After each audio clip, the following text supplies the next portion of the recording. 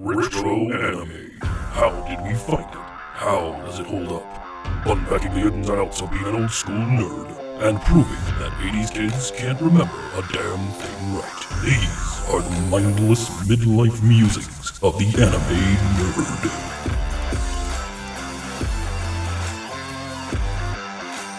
Welcome to Mindless Midlife Musings of the Anime Nerd. I'm Rick, and I'm joined by the rest of our panel, Brian, Lynette, Vic, and Andrea today. How's everyone doing?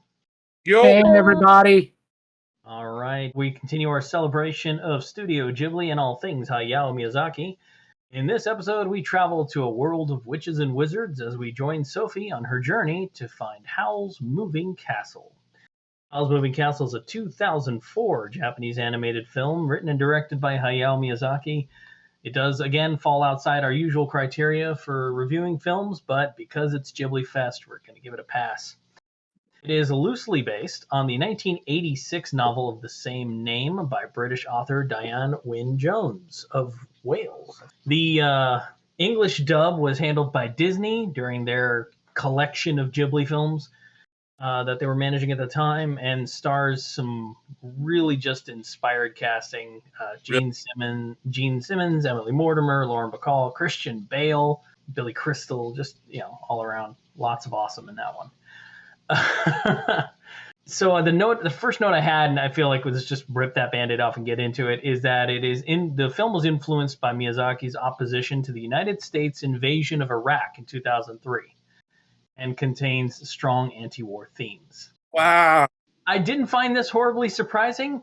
The thing is that apparently, according to some statements, he wanted to make a film that we wouldn't like as Americans. And I didn't have the heart to tell him that most Americans didn't want a war in Iraq either. So we were very much on the same page, fortunately for him. And still love the movie. Yeah, the film did gangbusters over here because nobody here wanted to go to war either. He probably could have pulled the audience first. Yeah, probably felt that out. Anyway. You know what? And the thing about it is that I can see it because I was actually thinking to myself, what war? I really felt there was, all right, what war are they talking about? But clearly it's the Iraq war. It happened Memorial Day for you. I mean. Timing on this recording could be better. But the thing about it is that with that whole war thing, they don't really talk about what causes the war. Right. Yeah. I think that's a testament to Miyazaki's position as a pacifist. It's just all war bad, period. Well, they do a little hint. You do. The king is an idiot. Well, No, the king is an idiot. He comes in waving a piece of paper saying, I got this brilliant idea, looking like a dork, and then runs out. Well, he still has that epic Ghibli mustache. Yeah, and I love that Howl's, in his head, he impersonates this ruler as a person who has insight and is benevolent and like this, and it's so out of character when the real one walks in. You're like, oof, you misread that one, buddy. Sorry. I mean, seriously, he should have been wearing a Ronald McDonald costume because that's basically how I saw him. He's like, he just walked in and was like, look, Mom, I drew a turkey with my hand. And then he just walked out. It's like, tell us how you really feel. Yeah. There you go. But so I think he kind of hinted a little, but not a lot. It just, now that you talk about the ruler, it sounds more and more he was making fun of George Bush. Well, I mean, who wasn't, right?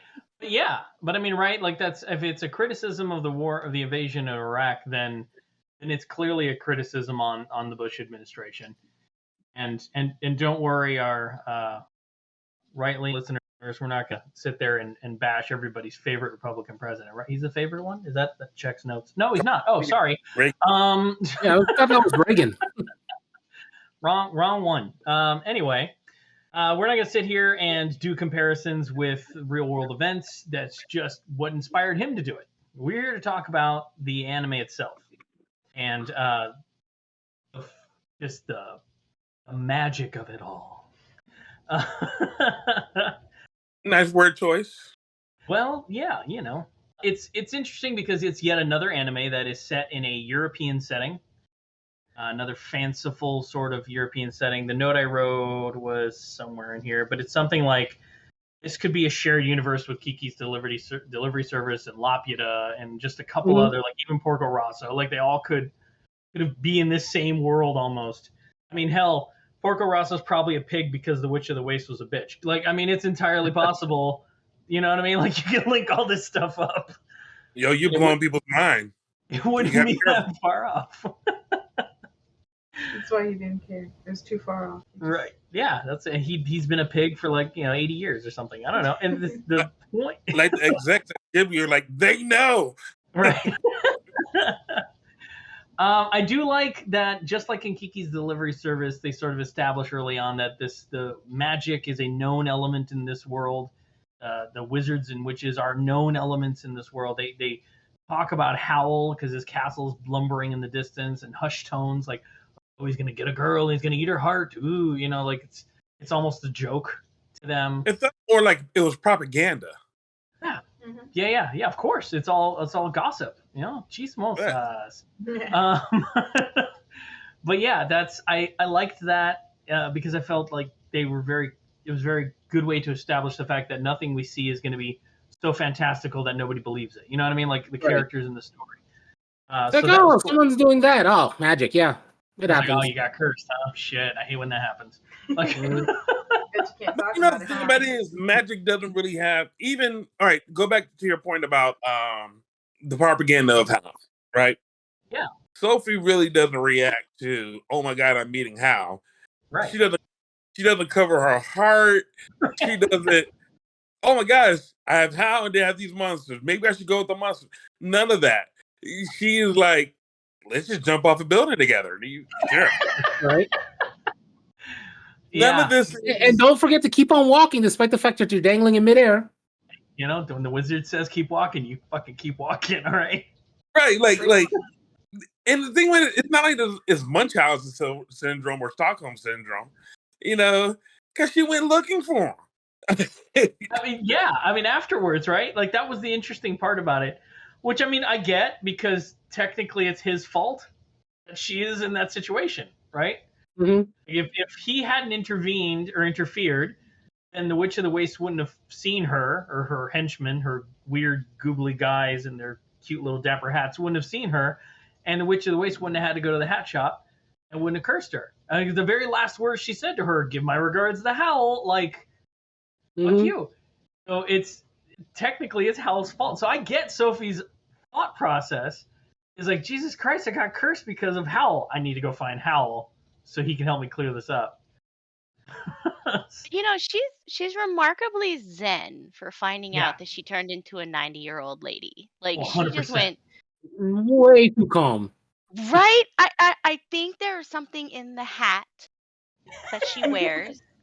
There has to be something in the hat that she wears that just makes her just go, it's all right. It's fine. It's fine. This hat weighs 7,500 pounds.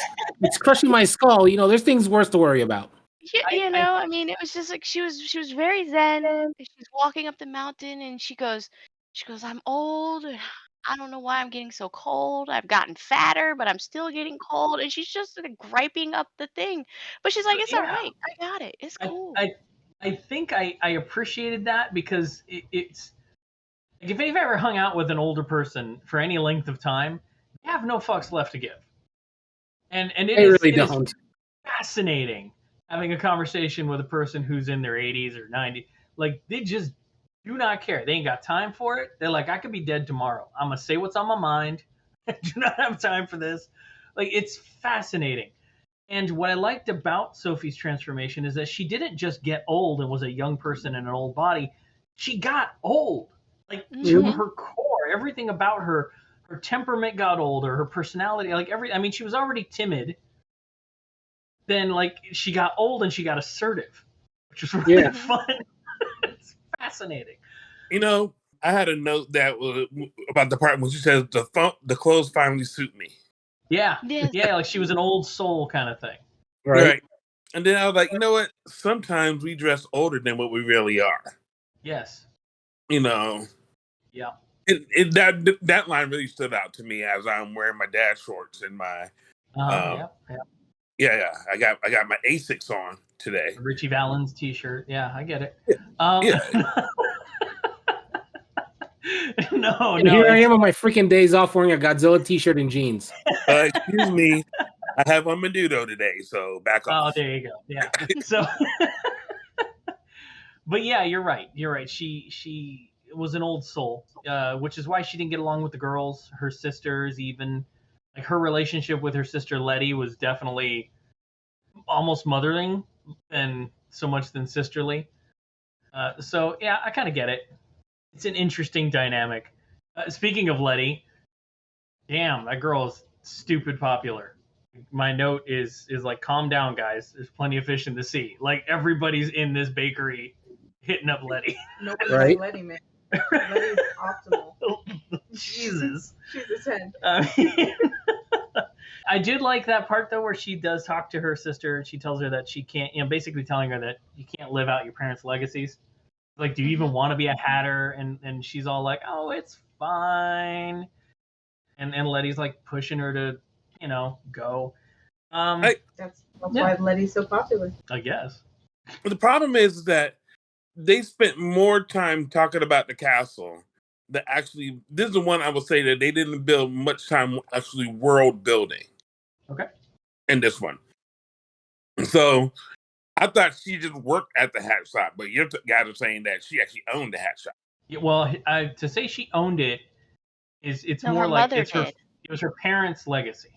It was her father's hat shop because Sophie does say it's what father would have wanted. So clearly mom didn't have much stock in it, and and Sophie was basically running shit.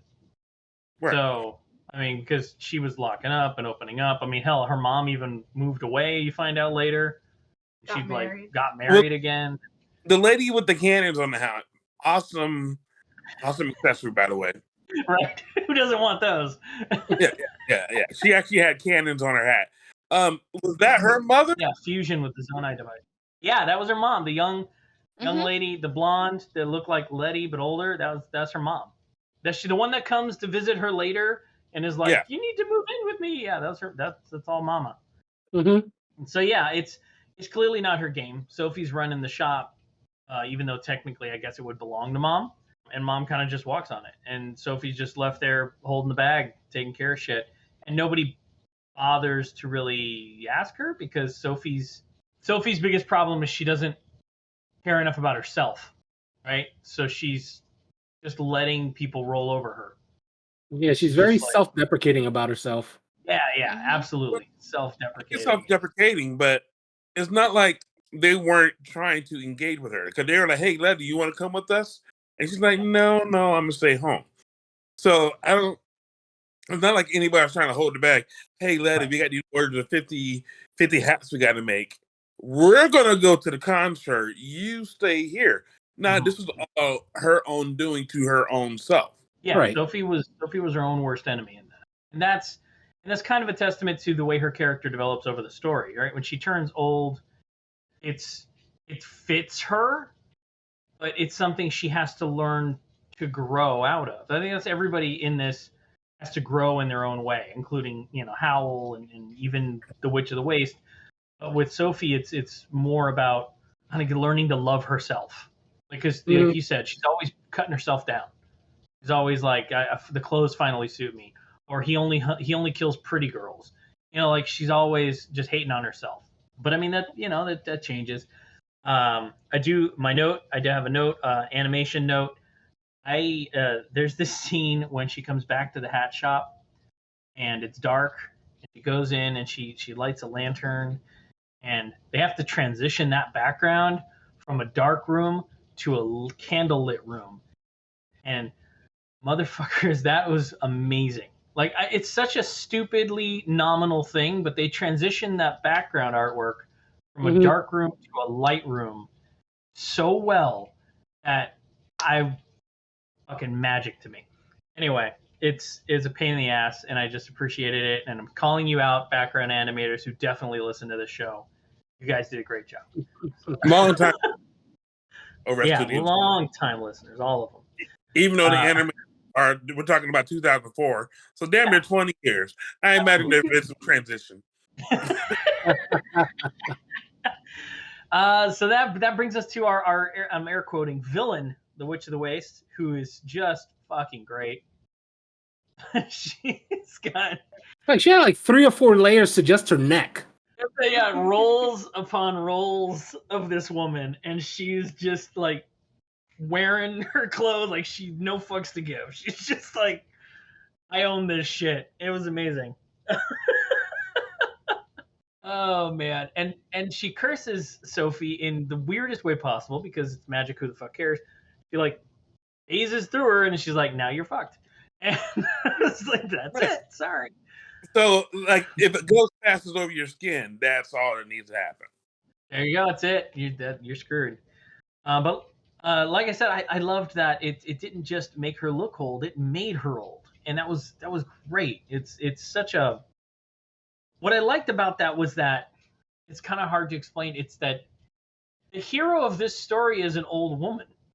Mhm. Like it's a weird thing to say out loud. Like it's a good thing, but it's a good thing. The hero of this story is like an 80-year-old woman. It's really But cool. she's young at heart. It's just impressive. It's a neat She's thing. old at heart. She's not young. Well, when she was an 80-year-old lady, she was still technically young at heart. And I love how like she self-soothes. Like she's like, oh, she looks in the mirror. Nope, oh no, oh shit, no, this is good. Oh no, I gotta go sit down. I'm gonna go to bed. When I come back, everything will be fine. It's okay. Fine, sleep this off. It's just a thing. Oh man.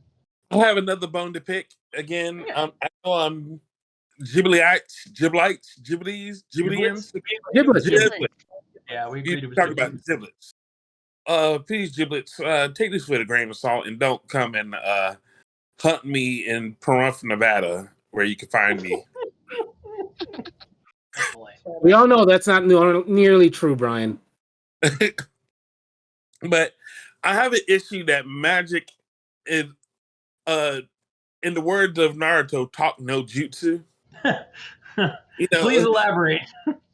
you know, where it's not really, there's no Expelliarmus or Wingardium Leviosa, or it just happens. I'm gonna do shit. Right. Yeah. I wish there was, and even with Howl, the transformations of how he goes from damn near harpy to human and harpy back. I wish there was more background in this. I really do. I understand. Yeah. So the magic is more almost like muscle memory, and it is something that has to be like learned. Like you don't go to Hogwarts to learn to be a wizard in this world. You Right. just it's kind of a skill set that you learn. Oh wait, Your Howl team did you have his diploma on the wall. No, I From mean like Magic he Academy. did. Well, and even Madame Solomon does say that he studied, but then he didn't finish because he didn't like it, so he like Right. dipped. And I imagine, but this is actually another story that he did actually write himself. He adapted this off of a book. Right. This is adapted off a book, loosely adapted off of a book. If my notes are correct, that the story dramatically different.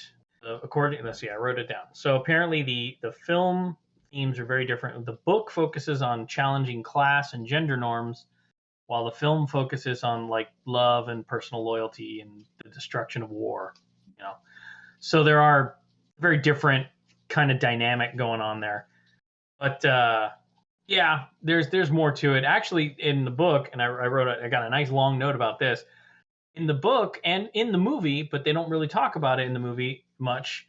Sophie's magical. Sophie's a witch, and she in the movie it's left up to the viewer to realize, but like, she can use her powers.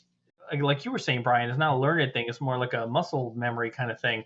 In rescuing the Scarecrow and getting Calcifer to listen to her, things that nobody else has ever been able to do. Not just anyone could get Calcifer to obey. You know what I mean? Like they sort of make allusions to her being a little extra several times.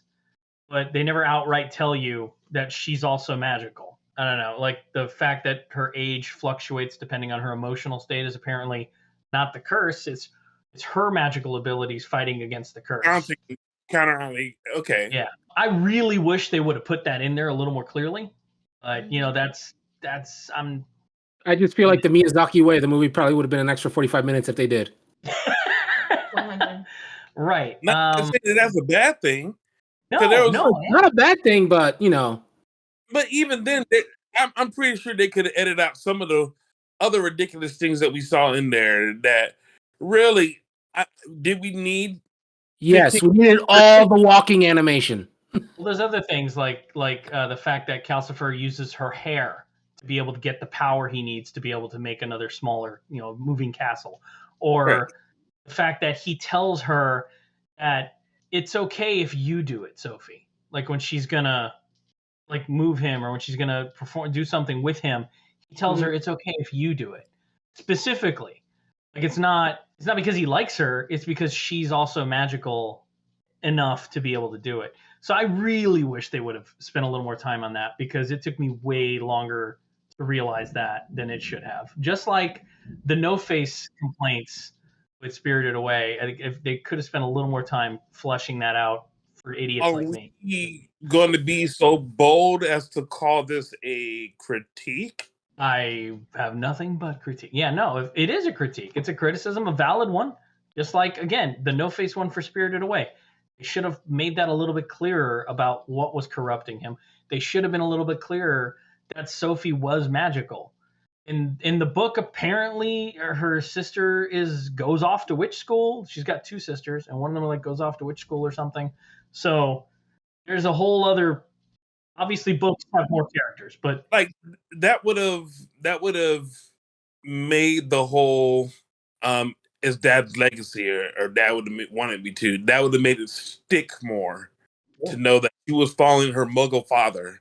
Yeah, rather than some kind of magical bloodline thing.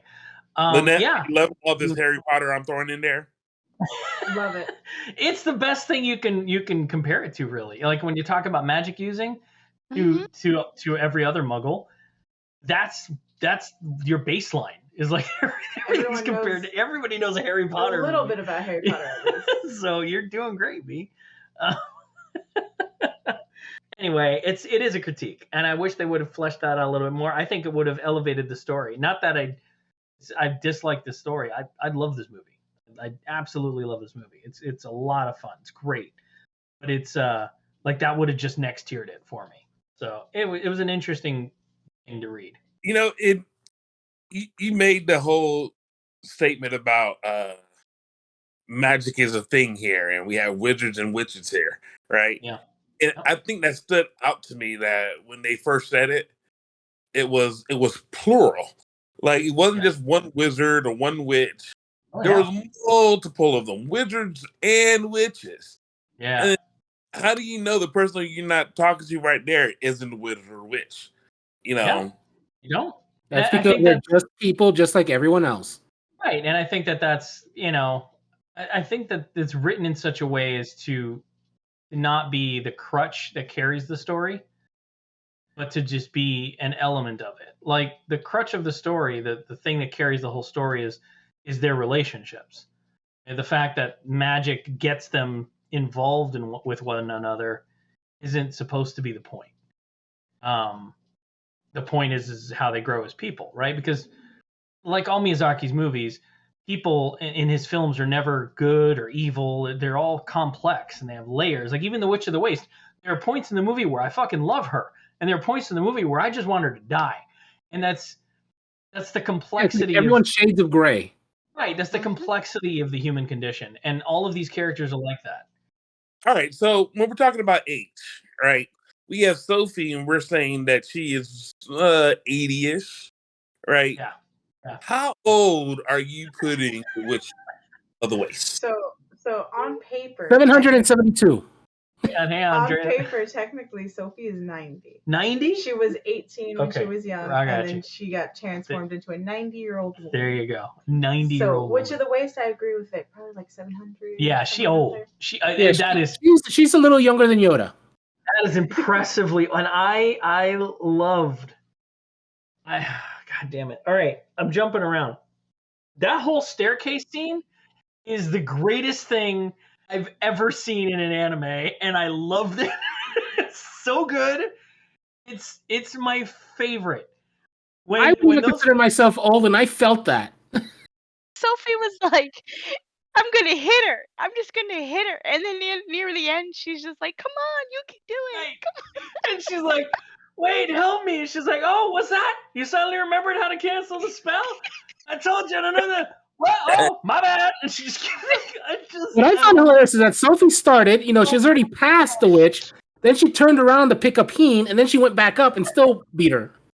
It was the best. It was the best thing. She was like, Howl, if you weren't here, I'd hit her with a stick. And then she just goes and I'm like, everything about that scene, I felt it. It felt so Golden Girls, didn't it? Like, all he had, look, he could have just made our life if, as they're going up the stairs here, thank you for being a friend. It was like, Andrea, you know what you need to do now. Oh my gosh. By the time the Witch of the Waste gets to the top of those stairs and looks like just a melted hot mess, I am dying. I'm dying. Look, and Sophie goes, gosh, you look older now. It's burned. It's so good. So evil. And the best part about that was that scene was improvised. What? Yeah, originally it was supposed to be much smaller, and it was supposed to end with Sophie just like reaching her hand down to help the Wicked Witch of the Waste. Yeah. But I'm trying to find my note on it. Someone's like, no, we got something for this. Best thing ever. Trying to find my note on it, but essentially, yeah, Miyazaki got clearance to make that scene longer because it was originally shorter and it was going to end that way. And he decided to make this scene longer, so he gave like the designer, I'm trying to find my note on it, but he gave basically the designer like, I got a little bit more time on this. Can you just like elaborate? Yeah. And the guy like storyboarded it and then figured out how to make it funny. Just killed it. And that was the best. No magic was used during that whole part, except because no magic. Like, it was by far the most, I want to say the most accurate depiction of adults going up a stairs. I thought it was supposed to be a cartoon, but you're over here making real life. It was a great view of 40-something-year-olds walking up the stairs. Master animator Junji Otsuka. The Witch of the Waste is like sweat everywhere. Just everywhere. She is sweating Ghibli tears out of her skin. She's just what I didn't know about that. The death tear in the back.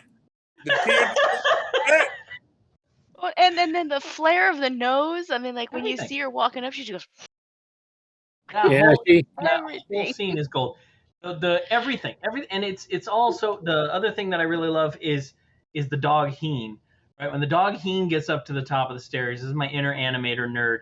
The dog Heen gets to the top of the stairs. He doesn't just get put down. He gets put down and he has to like flutter his legs and he's like trying to roll over. Like everybody's old in this scene, even the dog. Mm-hmm. The dog's like, oh god damn it, gotta roll over. It's so good. I have another criticism about the scene. Yeah. But the dog had ponyo legs? Yes, that was creepy. I think they missed out in the casting of Suleiman. Yeah. Who's currently Suleiman? I don't know who played Solomon. Oh, is it I don't know. I don't know who played Solomon. I know who played the Witch of the Waste. Who's the Witch of the Waste? It was Laura Bacall. I'm not wrong. Okay, we can do better. I think they should use Stifler's mom.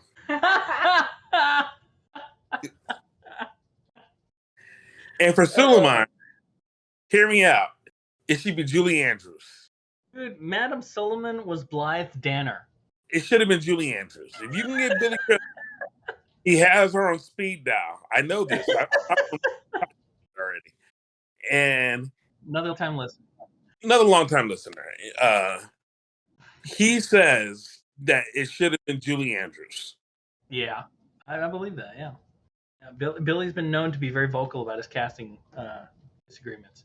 So why do you say that? You feel like they just would have brought something else to the role?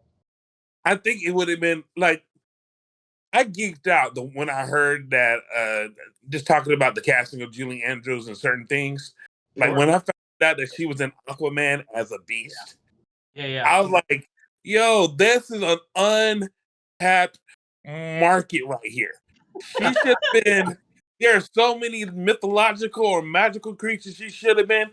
Could you imagine, again, going back to Harry Potter, could you imagine if Julie Andrews was Professor McGonagall?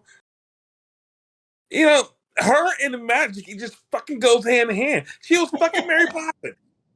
Give her her due. Let her do this shit. Get out the way of your own stuff. You are hurting you're hamstringing yourself. Yeah, she's Mary Poppins, y'all. We need more Julie. Nice. More Julie Andrews. Nice. We need more Julie Andrews in this world. I you know what? I'll vote that. We definitely need more Julie Andrews in this. Cast her and everything. She's fucking great. And when I first heard Calcifer, I didn't hear Billy Crystal. I actually heard homeboy from Hercules, Hades. Oh, James Woods. You thought it was James Woods? I thought it was James Woods at first. Oh man. Like I can see you trying to redeem yourself after Hercules. You want to, give it up. The flaming head thing. You know, he was actually, I really enjoyed him in Hercules. But no, Billy Crystal as Calcifer was, I'm sorry, that was just inspired casting. He's great. And the little ad libs they let him do, they were all excellent. Every one of them landed for me. So that, again, personal thing. It's just, I thought. When he's trying to hold on to the piece of wood. Sophie, no, Sophie, wait, Sophie. All of that. May all your bacon burn. That's a different line in the Japanese version. And I think that I bought my wife a Calcifer spatula and she only uses it to cook bacon so that the bacon doesn't burn. As it should be. It's become. She knows what's up. It's become such an integral part of like our nerd culture is may all your bacon burn. I see like the part he was eating the eggs. I don't know why that felt so great. Crack the shelf. Right. Hey, you know what? That's not garbage disposal. I'm just saying. That's ingenious. When he's grabbing the wood like popcorn. Did you see what Sophie left for me? This is so great. He's a fantastic character. He's such a fun little and he seems like he'd be just one of those side characters, but is in typical Ghibli fashion. He's so much more important to the story than just a supporting character. Mm-hmm. And it's just great the way that they play that out. Another criticism, again, we're talking about more stuff that need to be fleshed out. Sure. Howl's moving castle, right? How many times we know it moves? It does do we that. We know it's how. Yeah. We don't know how the castle became Howl's. Because they made it. Yeah. Look, you got to saying, like, duh. But I'm saying they could have done more. No, I get what you're saying. You wanted more backstory on the castle. It's kind of like what happened if you turn the TARDIS inside out. So we're just going. You know how you go into a phone booth, right? And it's all blah, blah, blah. Well, what happens if you go? That's Howl's moving castle. There you go. So one more time with that sound, please. It's a very scientific. It's timely wimey wibbly wobbly. Somebody said we're gonna turn it inside out and put chicken legs on it, and there you go. The doohickey over there. You gotta do doohickey work. We're not gonna bore you with the details of it, Brian. Just suffice it to say that it's a very intricate gobbledygook, and we got you. But yeah, we'll go ahead and say this then. There was more storyline back world building on Ponyo than the. That's fighting words, B. No, man. Tell me I'm wrong. Somebody. You're very wrong. You can't even say it with a straight face. You're very wrong on this one. There is so much more world in this one than in Ponyo. And the only person who's high is Sophie, so that's fine. So, in Ponyo, the whole world is high. In this one, it's just her. It's cool. There you go. I don't know. I think Andrea is like plotting to jump through the camera to smack you. Nah, man. They firmly established the magic is an integral part of the world. They firmly established that there is a war happening between two warring countries, factions. They use dialogue to explain the fact that they're angry because the prince has been missing, which ironically is Turnip Head, which was a very fun twist of things. Another unsung character right there. Oh, he's the MV fucking P. That's my note. MV fucking P. Turnip Head is fantastic. And he's sitting there with a Totoro or cat bus smile the whole time. Yep. He's the happiest scarecrow in the world. And he's so great because it's in 3 seconds of screen time, I'm endeared to this character. She pulls him out of a bush. She's like, I've always hated turnips. You look like a turnip. Like that's just, she knocks him right away. And he's still like, he hops off and he goes and he gets her a cane and he hops all the way back to bring her the cane because he heard that she was missing a cane. Like, he's just nice for no reason. He could have been, she hates my head. I'm going to go get her a cane. Like, it's just... She needs a place to stay. I'm going to go find her. Yeah. You would have thought if he was the prince, and again, we know that he's been cursed. Right. You would have thought that he would have spent a little bit more time. Hey, I'm really a big deal. You really should be helping me out. I can only assume, and I mean, obviously, there's a lot to assume when it comes to this anime, but he's clearly been a turnip head for at least a while, enough time for a war to boil, because he's apparently the crux of the reason that it's happening. Even so, he's been missing long enough for one country to blame another country and to start a war over it. Sullivan. Oh yeah, right, Sullivan, exactly. And so I think he's been doing it long enough to be like, you know what, I'm kind of over this. Or maybe he just was always over it and he wandered off, got cursed, and then everybody started blaming each other. Who knows? I have no intention of reading the book. So, quick question. Was him falling in the bush an accident or attempted suicide? Well, he had no hands to get himself back up. He did it twice. That's what I'm saying.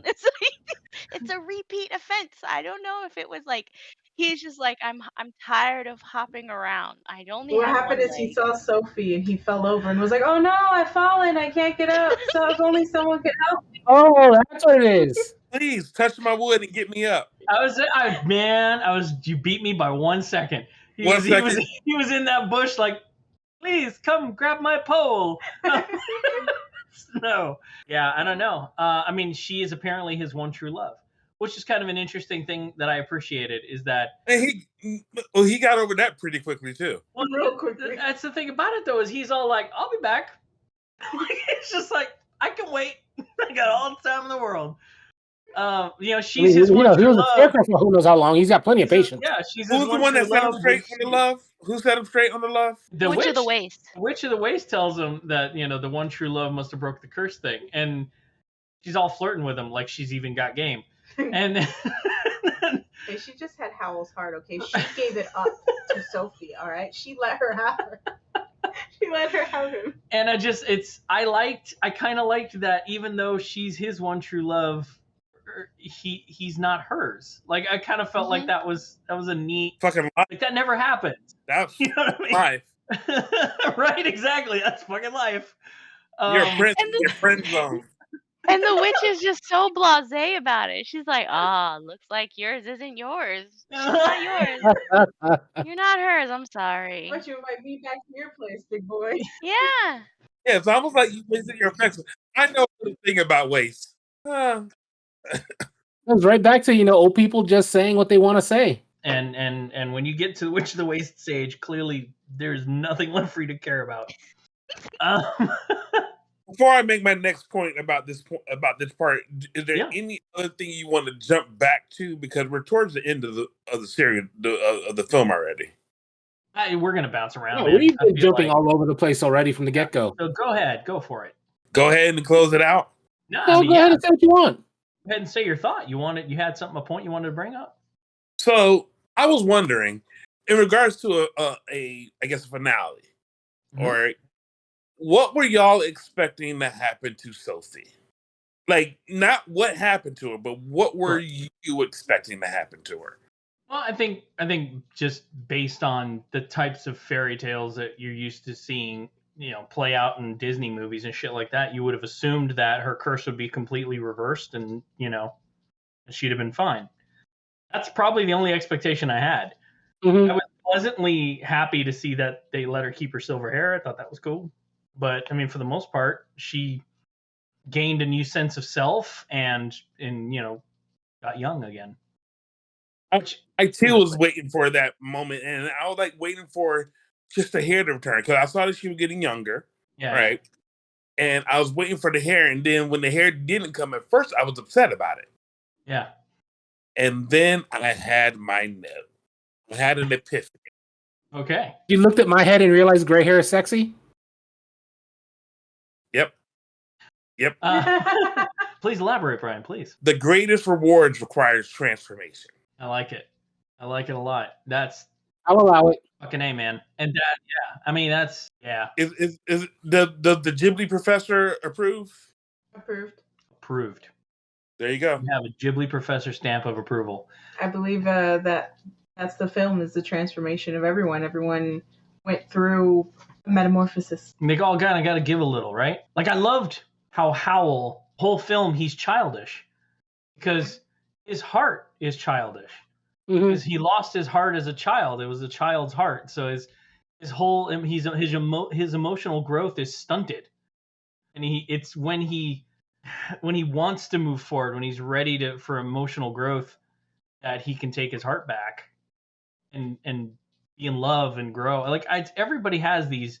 Even the fucking Witch of the Waste, who is a creature of habit to the very end. At the very end, she gives up something that she wanted dearly. She transforms a little bit, in giving up the heart that she'd been salivating over the whole movie. Literally cursed Sophie. Now, if she would have given up her nose, that would have been a much better thing. Well played. So I agree, Brian. I think that's an astute observation. Well done. Everything about Howl is circled around his childishness, right? He has a little fucking emotional breakdown when his hair dyes go wrong. He is everything about him is this child pretending at being a grown man. His whole castle is a train wreck inside, like the room of a 10-year-old boy. Like, it's just shit everywhere. He's a burn guy. Back to that stair scene, right? Yeah. now that we have addressed that, we watched it with 40-year-old knees ourselves, right? Uh-huh. Yeah. When he had that breakdown, how old were your reactions there? It was hilarious. I thought it was when he just went, oh look at my hair. Like, just literally getting all juicy because he's just disgusted. Like, No. I can relate as a chick who occasionally, no longer, went to a hair salon and somebody flubbed up my hair. You cut it wrong. I had a girl do a bob on my hair in the middle of summer when it was humid and go, "You look so adorable." And I was like, "I don't know what you're talking about." I turned into Howl. Like, I don't see the point in living anymore.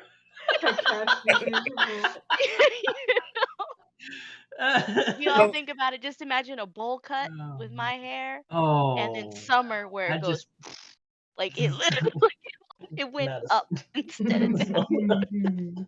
It's just wrong, right? So I turned into Howl at that moment, so I could relate to him. I was like, his hair. I came at it every time I've watched this. I come at that scene exactly the way Sophie does. Oh, he's just being a little bitch. Like, that's basically what she says. And I'm just like, as a father, I'm just like, oh my God, stop being such a bitch. Go upstairs. Oh, there you go. So in 2004, this is my first time watching it. Yeah, well, congratulations. Wow. Welcome to the club. Thank you. So, first time watching it, and I have the fortune of going through. I now have, again, I'm 45. I'll be 46 this year, and you shut your mouth on that. Well, I'm saying this because in 2004 when this came out, I would have had 3 kids. So if I had watched this then and he had that reaction, I would have been like, "Oh my fucking God!" Now here we are, 2023, and I still have 2 kids under my custody. And I heard that part, and I was like, "Oh my fucking god!" I think that I would have did this as a parent. Yeah. I never would have been able to break into. Oh, let me understand what he's going through because let me try to empathize with him. Nah, I wasn't built that way. I totally sided with Howl. I said, I feel your pain. I feel your pain, Howl. even Sophie's compassion and Sophie is very compassionate. She's very giving of herself to everything else, to the fault of not caring about herself enough. Is that even then her compassion at that moment is worn thin. She's like, oh god, he's just having a fit. Just like goes short of getting a broom and beating Hal up the stairs. She's in mom mode at that point. And she gives him leeway. She's all like, it's okay, like everything's gonna be fine. And it's when he starts calling on to the dark forces, where the little one's like, oh, I saw him do this once when a girl broke up with him, that she's like, okay, that's it, you're just being a baby. Okay, so now to be fair, when he says he messed up, when she messed up his magic, she's like, I didn't mess up anything, I cleaned, I organized. It's like, well, if he had something here and now it's over here, it's like she messed it up. He explicitly told her not to touch, not to go crazy. I heard that it's like, I've been through that specific situation so long. As for parent, so many times, it's like, you didn't organize, I don't know where anything is now. No, as a parent, it's like, look, I done told you to clean your room. I had to go do it. So now it's where I put it. Okay, it's one thing when you're dealing, with a parent doing that. When you're dealing with anyone else doing that, it's like, that's not cool. That's why I love the scene when she was like, if you have stuff there that you don't want me to see, you better go hide it now. Oh, Marco. Look, And hide his toy collection. I'm not ready. Look, can I tell you? I think they put the wrong face on Marco on that one.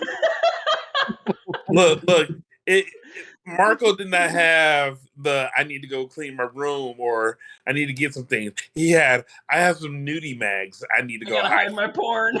Hide the porn. Hey, I go through that browser cache. Browser I history. can get all my socks and get them away. His disguise is an old man. I'm sure he can fit in anywhere and not have to worry. Goes in and I'll take a Playboy. I'm saying he could have less guilty. They could have did that a little bit too much pepper. That was for all the adults watching that movie. That's what that joke was for. 100%. Like we can relate. Poor like, Marco. It did make me check myself. I was like, "Is all mine stashed?" Someone cleans my room. Is everything safe? Oh man. Oh, I do. All right. Since we're talking about the house, of course, the castle, the name of the movie here, the castle. I do want to talk about the door. The door. I fucking want this door. Yes, I want that door. All right, so my question to the panel is, what 4 places would your door go to? Oh, sir. Piece of cake. South Florida, home. Yeah. Downtown Tokyo. All right. San Diego. All right. And I'd have to think on number 4. All right. Okay. You have to do a black door. The black door have to go to someplace you don't want to go. All right. Minnesota. All right. I'm sorry, that came out way too easily. Who wants to go next? Where would your 4 doors go? Tokyo. Mm-hmm. Wakanda. A known place, yes. We didn't say it had to be real. Yeah, not wrong. I was gonna say something and I realized there was no stipulation, so go for it. Not arguing. Belize. And the place I don't want it to go to. And that's a tough one. There's so many places I don't want to go. Mine's easy. I know exactly where my I don't want to go door is. So that's not a problem. The problem is it used to be my I don't want to go door, but now I have multiple reasons to go down there, so I can't not go there. I would have to say into the past, Hurricane Andrew, war-torn Homestead, Florida. How about that? All right. Okay, I'll give you that. I'll allow that. Time is not relevant here. I agree. All right. Well, anybody else who wants to go next? Where would your 4 doors go? I don't know the city, but one of them would go to the Red Fox Forest in Japan because those foxes are just adorable. Hawaii, Elysian Fields, of course, because where else Whoa! but heaven? And then, Whoa! Holy darny out of you! and then where I don't want to go, Yeah. North Pole. It's too cold, icy, nothing. All right. I fair have point. to That's where you go when you kick someone out to be grounded. Go. Okay. All I right. have I take my black door. Okay, go ahead. Update your black door. A Sarlacc's mouth. Okay. All right. So mine are also, of course, Japan, specifically Tokyo. I would also need a door that goes to Nassau because I love the Bahamas. Okay. Another place I want my door to go. I'll allow it. The next one is I'm gonna go with like Fiji, right?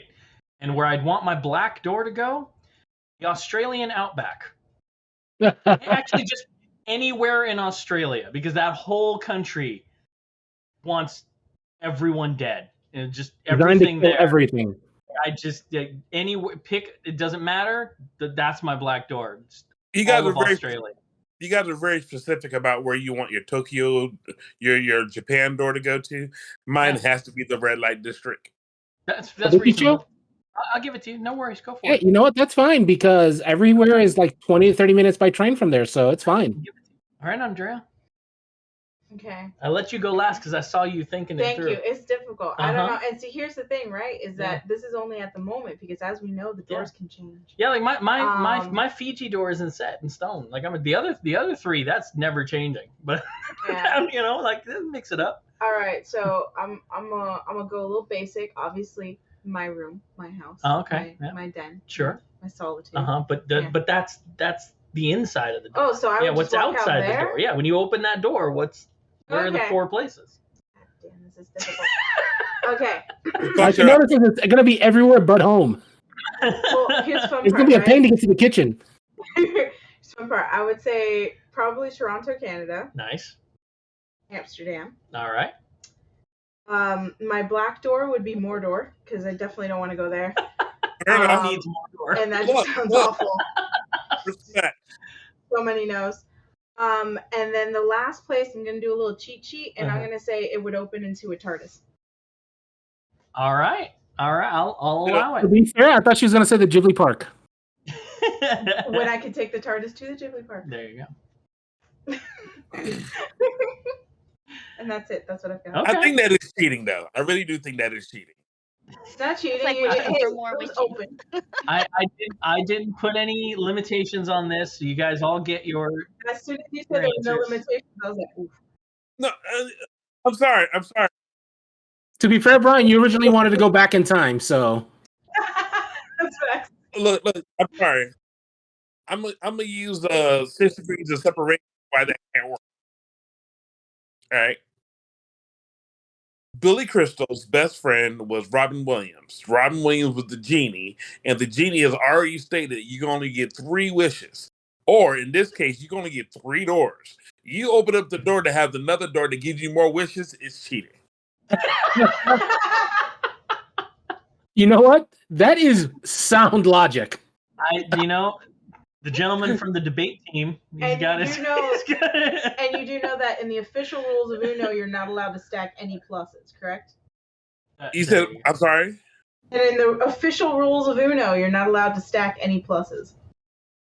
Can't stack the buffs. You can't stack the +4s, you can't stack the +2s, you can't stack the +4s on top of +2s, and you can't stack the +2s on top of +4s. Look, there's no need for you to be bitter because I got a good one. You don't have to take. I'm just saying, I want to make sure where we stand here. No. We were Just talking Saying about that if doors. you're up in that stipulation, then you can't cheat an Uno. That's all. No, we were talking about doors, and here you are trying to take away free parking. Fuck. All right. Okay. So your doors. I love all your answers. Thank you. And that's a question I'm going to pose to the audience, especially when we post the episode. Where do your four doors go? I want to know everybody's thoughts on that one. I just think it's a fascinating concept that I've never seen used really anywhere else. Artist is the closest thing you get, and there's like a whole process to get that to happen. So I love the four doors. It's a brilliant thing. This is the first Ghibli anime I ever watched that made me realize Ghibli food was a thing. Like I'd seen a ton of Ghibli anime, but when I watched this one, I smelled breakfast being cooked. Like it was like this was an awakening for me with like thick fucking cuts of bacon. Thick cut bacon. This was No the fat, first like barely Ghibli any food. fat. Ghibli food's a big thing. When I went to the Ghibli Museum, there was a whole exhibit on just Ghibli food, and it showed like a bunch of recreations of Ghibli dishes, and Vic was with me, and amazing. But it wasn't until I'd seen Howl that I was like, oh, this is like a thing. Like, it made me crave bacon and eggs watching this movie. And it still does every time I watch it. Watching him eat the food, just snarfing down that egg. Oh, right? so It's good. got the bread, and he's, I was into it. I promise you guys, we don't plan this part out, but have you ever heard of a samurai egg? No. All right, it's where you take it's a fried egg, right? Uh-huh. But you separate the yolk from the white. Okay. You cook the white first, Mm-hmm. set the yolk on it, and then fold it over like a burrito. Fascinating. That sounds like a lot of work, but sounds interesting as hell. Mm-hmm. Fascinating. I've never heard of this. Does it give a different flavor profile, or? I don't know, but I want to try it. Guarantees you have runny eggs. I mean, hey, that sounds brilliant. You get the yolk, so the yolk gets lightly cooked because it's separated and doesn't overcook at all. Okay. So when you slice into it with the samurai katana that you clearly have, you have to cook with one. I believe that's the rule. Yeah. It starts. Is this my foodie contribution to this? There you go. You got it. There you go. Bravo. I want the frying pan. If anybody knows where to get that frying pan, because I don't know how you cook half a dozen eggs and 3 thick cut bacons and have it all just sit nice and neat. I don't know where. It's separate. All right. And Let's separate. just be real. It wasn't bacon. It was pork belly. I will give you that. It was definitely pork belly. But I mean, for the purposes Go ahead. what are we gonna do, man? Look, Ghibli food. That's all I'm saying. Like, if you didn't notice Ghibli food before this, I feel like this is the anime that makes you go, "Oh, the Ghibli food's a thing." Admittedly, like the ramen in Ponyo looked delicious. Oh yeah. But again, Ponyo for me was well after this movie. So this movie made me go back and rewatch other Ghibli films and pay attention to Ghibli food. Did you just give Ponyo a I don't know, compliment? You're gonna have the to only go back. compliment you get. Ramen. You're gonna have to go back He gave and Ghibli listen to ramen that. a compliment. You have to go back and listen to that episode, brother, because I gave Ponyo a lot of love. A lot of love. It was a lot of love for a lot of different reasons. Nevertheless, It's not Ponyo itself. Ramen in that looked amazing. And every time I watch that, it's the one takeaway I get is I want more ramen. I did have a question. Yeah. Did the Chitara watch Howl's Moving Castle and build their ships based off of the ships that they have? Yeah, these little flappy wings. And they look like little snakes as they're going. Yeah. It's like I would put good money down that the design team at Marvel are all anime fans. Like good money. Somebody had a writer's block and was like, "How do we make these things different?" And someone in the background is watching Howl's Moving Castle, and they go, "That right there." Yeah, talk about the fact that Howl's Castle had cannons on it. Why? Howl's Castle is a hodgepodge. You know what the Howl's Castle was? Howl's Castle was when you see a child, roughly 10 or 11 years old, and you give them a bunch of play sets, and you just let them go, and you watch, and all of a sudden, Barbie's riding on Battle Cat, and Battle Cat is inside a Cobra like Raider X ship, and it's just everything just like that's the castle is all pieces of everything just kind of meshed together the way a child plays with things. Like all the parts, they don't matter. Like it's just everything's piled on, and that's to me again the castle is a hot mess because Howl is a hot mess. The castle is a representation of Howl's soul, right? His heart is powering this thing. His even his room is chaos.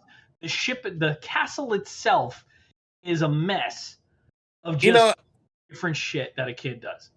I am sick and tired of you Veils coming in here and fucking up my world with these awesome insights. I am done with it. Veils and Guar, I hate you guys the way like I start saying this whatever point I have as like, man, I thought about it, I wrote it down. Yeah. Oh shit, yeah, that shit doesn't work. It's a fucking child's part. What do you expect? God damn it. That's my observation of it. That's the way that, and that's the interesting thing about Ghibli films, right? Is that you can interpret them in a bunch of different ways. Look at the experience you had with Ponyo versus the experience I have with Ponyo. Right? Look at the experience that other people might have with Princess Mononoke or Nausicaa, my favorite film of his library. I hold that near and dear to my heart than probably anybody on this panel, and because I found more meaning in it. It's the thing about these movies. Like people find meaning in ways that you may not have initially even conceived of, but it doesn't diminish your viewing experience or change it. It's just that's the experience they had with it. And that's what I love about these movies. I just felt very childish with my comment, and I didn't like it because I've been doing my laundry and I've been doing it, and I'm not a child. Well, to give more insight to that, right? Here we go. Inside the novel for Howl's Moving Castle, it is described that there is a castle and it's a hodgepodge of a bunch of different parts, but it's not explicit as to what parts they are. So actually, Miyazaki was struggling to think of what the castle would actually look like. So he went to his producer, and they just sat down and like just talked, and the producer started doodling and started putting in cannons and fireplaces and like just random stuff to like put things together, and that ended up becoming Howl's Moving Castle. There you go. And originally, fun fact for Ponyo fans, they wanted to put chicken feet at the bottom, but then decided to go more steampunk and put robot leg chicken feet. So they wanted to put Ponyo feet on it too? There you go. Yeah, they did. You already had them. Originally, they wanted to do that, then they decided against it because it's more robotic. So they saved the chicken feet for the fish girl. Yeah, Makes perfect sense. Technically, the design specific for like the cannons and the chimney and stuff, that was just them doodling and messing around and sketching and just talking. All right. And the the actual concept of the castle was, of course, from the novel. There you have it. 3 different experiences. We really need to standardize our research because Everybody should get the same textbook. right. I would feel better with that. You can all turn your manuals to page 54. You'll find that on here. Originally, the castle was going to have chicken feet. I love that. I think that's great. But I also feel like I'm glad that we don't do that, right? Like I'm glad that we don't have that problem, Brian, where we're all having like the same exact levels of research on this. More a reflection of how people experience these movies. The 5 of us had vastly different experiences with this film, and we came at it in different ways, which we'll get to now in our closing because that's how we roll. We run long with Ghibli films, and we want to try to avoid running too long. Nevertheless, we're just a hair over an hour. It's all good. It's all good. We're fine. And believe me, there's notes from here to Kingdom Come when it comes to Ghibli films. Always. Yeah. It's Let's go ahead and take it out, though. So Lynette gets to go first this time. Lynette, I assume that you've been to Howl's Moving Castle in the past. I have. I figured. So take us out of the gate. What are your thoughts? When I watched it the first time, instant love. I would have to say the visual effect for Howl going from the harpy to man is beautiful. Oh my gosh, when the feathers open up and you just see the blue eyes and obviously I have a thing for eyes, but it was just like pop, boom, there it is. And to me, when you see that, whenever he transforms out of there, it's just like pain. That's all I saw was just like pain, but he still does it, you know? And so that was me. I always enjoy watching it because visually it's beautiful, but it, as always, you're seeing is like everybody's struggling. And then in the end, nobody comes out unscathed. Everybody's hurt in some way, but they just get up and they walk away all the better for it. So I've always enjoyed this show, this one. Awesome. All right, let's take it over to Vic. Vic, Howl's Moving Castle. I know it's not your first time with Howl. Actually, it is. What? No, you fucking Yes. lied. No, I'm dead serious. First time. Is the first time you ever watched Howl's Moving Castle? First time viewer. Feel like Words I never thought I would hear spoken. we have been friends for this many years, and I didn't know this about you. Like, Well, it's welcome. yeah, man. Well, lay it on us, yeah. I was like, ladies and gentlemen, Vic just got rid out of Rick's will. He'll put me back if he wants souvenirs from Japan. Don't worry about it. Kiki is about to deliver you the papers. So he's safe. He's safe. He finished Akira. So as like I was saying, I enjoyed the movie, but I was gonna say the one thing, and I give it a pass because of when it came out. So Howl gets a pass, but the frame rate of the CG was just it. My eyes were just drawn to it. Mm-hmm. It's like the frame rate in the CG was slightly off. It wasn't. It didn't match up with the frame rate of the animation. Gotcha. And because of that, it seemed a little jerky to me. Clunky, yeah. But again, early 2000s, it gets a pass because CG was still rough at the time. Yeah, it's 04. So what they pulled off, it was actually not bad for the time. Mm-hmm. Beyond that, like I said, the one thing Ghibli movies, besides food, is like insane walking loops. There are like 3 or 4 sequences, including the one with the freaking Heen with the ponyo feet. It's just the animation for walking was just so fluid, and it catches my eye every single time. Story was fun, everything else. So yeah, I definitely go watch it. It was great. And like I said, the one real issue I had, it gets a pass because of its age. Sure. If it came out in the past 5 years, I would expect that CG to be flawless. Right. I get you. This is also probably, I can't speak for sure on it, but I think this might be one of the first films where they leaned on the CG more than they usually do. Like, because Mononoke was the first time they'd ever used it at all, and they just used it for the deep canvas effect. Mm-hmm.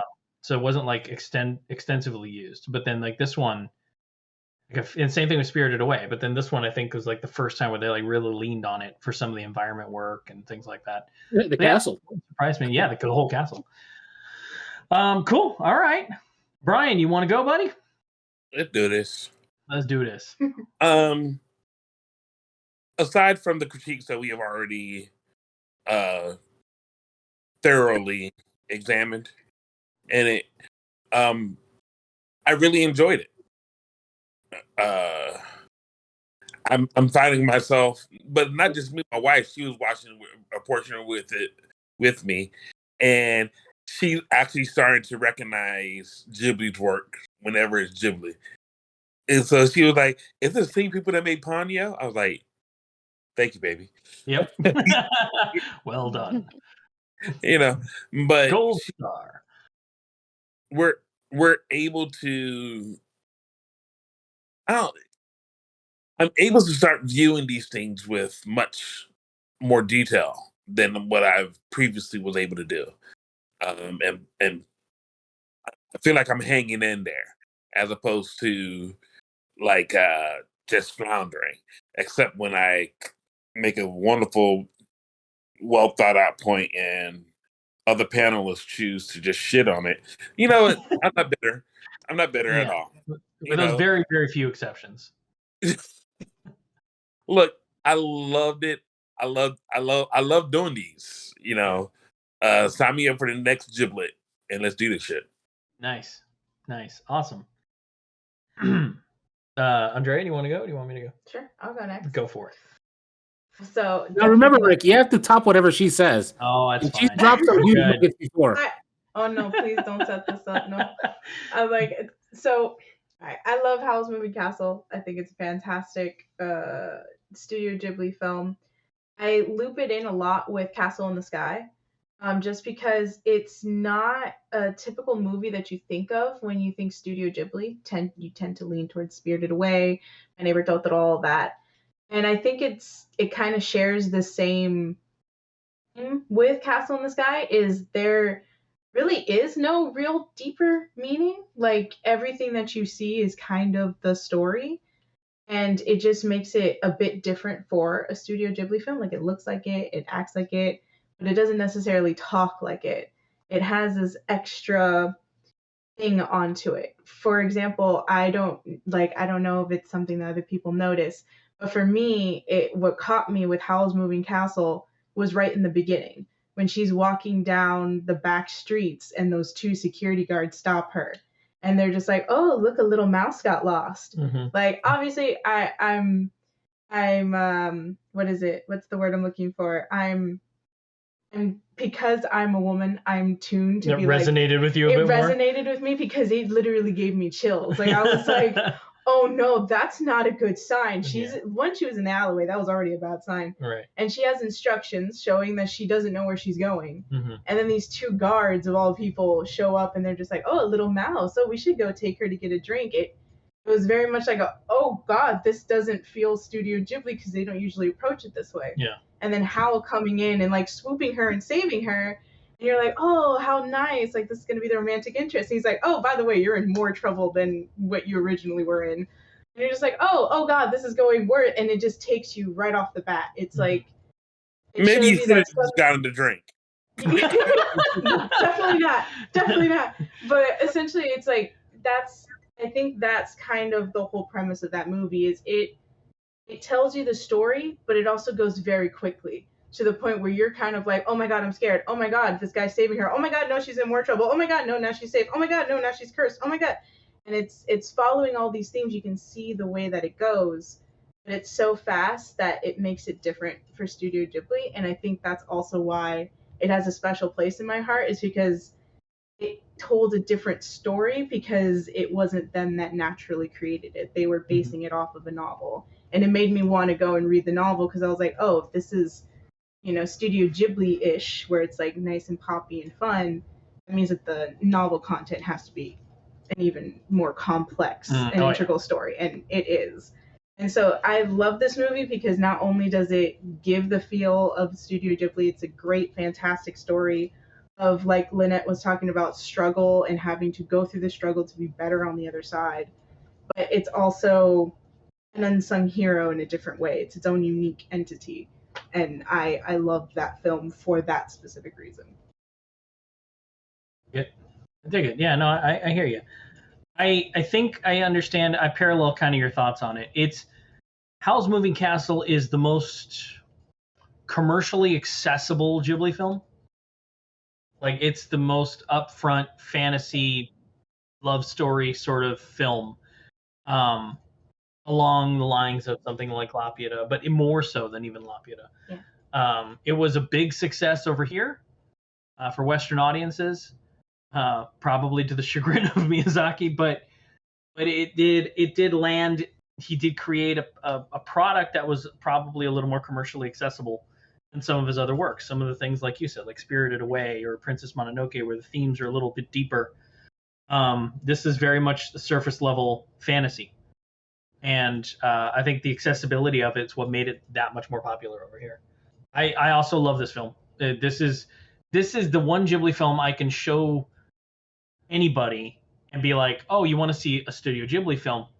This is an example of like a Studio Ghibli film, with the comfort of knowing that I'm not giving them anything that's too much. Mm-hmm. So it's, yeah, I agree with you. It's excellent. It's an excellent movie. I love it. It's accessible to everybody. Your whole family can watch this. You can watch it together. You can watch it, you can offer this anime as a suggestion to people who've never tried anime before. It's a safe bet. And this movie is just, I think that's the best way to describe it. It's a safe bet. You want a safe Ghibli film, this is your movie. For sure. And it's beautiful. This is some scene I wrote a note about. I didn't get to call out. It's when Sophie turns old and she wakes up and she turns old and she's not really sure of herself, and she goes and she looks in the mirror, and the animators, they didn't animate Sophie. They animated Sophie 4 times from 4 different angles, all animating and reacting to each other at the same time. Mm-hmm. Craftsmanship in this movie is top tier. And there's so many moments that you just won't even realize were incredibly difficult for animators to pull off, because it's such a natural thing. Everything from the way she moves as an elderly woman to the consistency in the wrinkles of her skin as she moves around. All of that shit is, from a technical standpoint, this is high art. Ghibli is known for high art in their work. This one's up there with just top tier animation quality. So of course, for me, very high bar. But from a storyline, it's not to diminish it. It's very pedestrian. It's very middle of the road, safe, but a lot of fun. And I think anybody should pick this up. I think we might, by the time this episode releases, I think Ghibli Fest might be over or near it. This might be in theaters at the time, hopefully. I'm not sure if we timed it right. But if you haven't had a chance to see it in theaters, you should. Take some friends. Take some friends to go enjoy Howl's Moving Castle in the movies. It's great. It's a good time. Get some popcorn, have some fun. So, if anybody doesn't have anything else to add, I think we're going to wrap it up for the day. Good. Fantastic. Mm-hmm. All right. Well, I guess that's going to be our show for today. So until next time, keep calm and may all your bacon burn. You've just been privy to the mindless midlife musings of the anime nerd, presented by Geek Grotto. Follow the podcast on Twitter at Geek Grotto. For show notes and corrections, or for general geeky fun, you can visit our website at geek-grotto.com. If you would like to sponsor the show, you can do so on the podcast's Red Circle host site, redcircle.com/shows/MMMAN. If you're listening to us on your favorite podcast app, please like, follow, and subscribe.